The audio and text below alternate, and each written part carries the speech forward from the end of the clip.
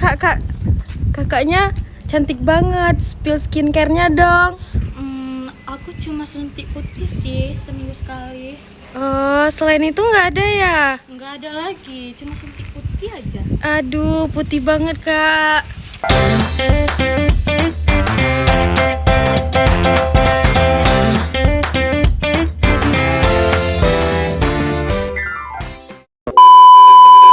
Welcome to Med Talks Podcast, tempat kita membahas tentang kesehatan, tapi secara santai, ringan, dan berbobot. So, duduk santai, ambil kopimu, ambil tehmu, let's dive in, check it out. Well, tak kenal maka tak sayang. Kenalin aku, Tinda Aprilia. Sebelum itu, kita kenalan dulu sama narasumber kita yang cantik-cantik. Let's go! Hai, saya Siti Nurhaliza dengan NIM 100. Saya Devia Umaya dengan NIM 109. Saya Sofia Muslimah dengan NIM 101. Saya Syarifah Fauziah dengan NIM 104.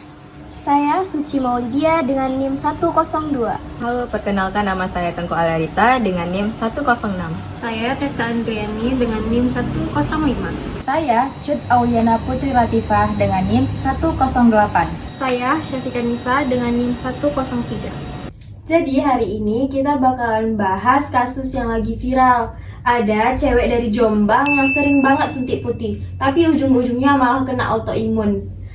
Kita bakalan bongkar komplikasi, faktor penyebab, mitos dan fakta, serta ada tips dari kakak-kakak narasumber yang udah cantik dan putih alami. Menurut IPA, apa sih awal gejala dan penyebabnya dia bisa begitu? Awalnya dia suntik putih, biar kulit glowing. Tapi malah muncul ruam, sesak napas, dan juga rambut rontok. Akhirnya didiagnosis autoimun. Nah, ini jadi wake up call buat kita semua. Kalau faktor penyebabnya menurut Tessa gimana sih?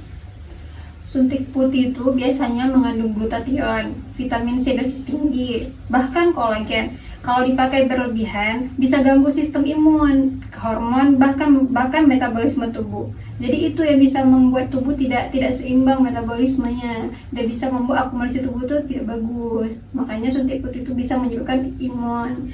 Menurut Icut, komplikasi yang muncul dari kasus ini itu apa?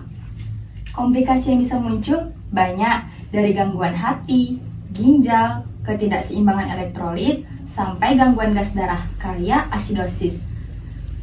Ditambah lagi resiko penyakit autoimun, kulit malah jadi rusak, bukan makin mulus.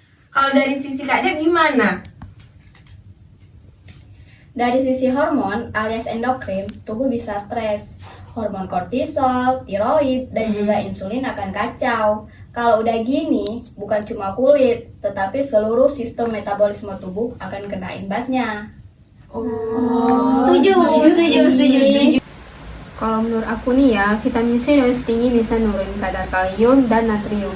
Akibatnya jantung bisa berdebar, nggak karuan, badan lemas, bahkan risiko aritmia. Jadi jangan dianggap sepele ya teman-teman. Nah benar tuh Sofia, kalau sesak napas otomatis oksigen turun, pH darah bisa jadi asam. Itu yang bikin orang makin drop. Jadi nggak cuma soal kulit, tapi juga napas dan energi. Sekarang kita masuk ke sesi mitos atau fakta.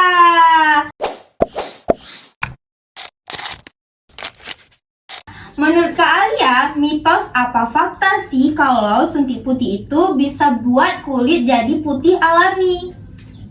Jawabannya mitos. Karena sebenarnya efek putih dari suntik putih itu bersifat sementara.